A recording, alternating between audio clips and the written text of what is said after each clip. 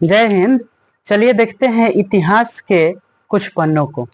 दोस्तों, आप लोग जानते हैं कि इतिहास को हम लोग इंग्लिश में हिस्ट्री कहते हैं। हिस्ट्री और हिस्टोरी में दोनों में अंतर होता है। देखिए, इतिहास के हिस्ट्री की बात कर रहे हैं हम लोग, और किसकी बात कर रहे हैं इतिहास में? भारत के इतिहास की। ठीक है, स्टार्टिंग फेज बेसिक से बता रहे हैं आप लोगों को कि भारत का इतिहास कैसे शुरू हुआ। देखिए, भारत का इतिहास हम लोग शुरू कर रहे हैं, और भारत के इतिहास में सबसे पहले देखेंगे कि भारत का इतिहास में भारतवर्ष कैसे आया, यानी भारत की नाम कैसे पड़ा। देखिए, उत्तर में हिमालय से लेकर दक्षिण में समुद्र तक फैला इस उपमहाद्वीप का नाम हम लोग भारतवर्ष जानते हैं, या हम लोगों को भारतवर्ष के नाम से ज्ञात है। आपको बताते चले, इसका जिक्र पहले से भी महाकाव्य और पुराणों में किया गया है। किसका जिक्र? महाभारत भारतवर्ष का। ठीक है, तो याद रखिए, जिसे महाकाव्य तथा पुराणों में भारतवर्ष भी कहा गया है। इसका उल्लेख ऋग्वेद में भी मिलता है। आपको बताते चले कि आप लोग जानते होंगे कि वेद जो है 4 प्रकार के होते हैं: ऋग्वेद, सामवेद, अथर्ववेद और यजुर्वेद।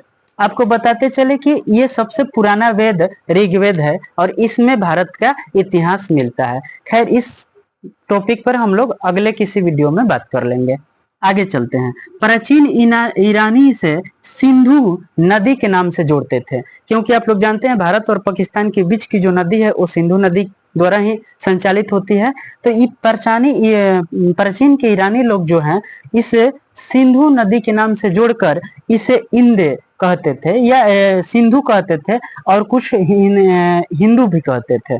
ठीक, यूनानी इसे इंदे कहते थे, और अरब के लोग इसे हिंद कहते थे। ये भी आप लोग याद रखिएगा। मध्यकाल में जाकर जब मुगलों का शासन आया, तो मध्यकाल में जाकर इसका नाम हिंदुस्तान कहा जाने लगा। राइट, तो आप लोग ये ऑब्जेक्टिव की दृष्टि से बहुत बढ़िया है, आप लोग इसे याद कर सकते हैं। बाद में देखिए, भारतीय इतिहास के अध्ययन की सुविधा को देखते हुए हम लोगों ने इसे 3 कालखंडों में बांट दिया। ठीक है, भारत के इतिहास को हम लोगों ने कितने खंडों में बांट दिया है?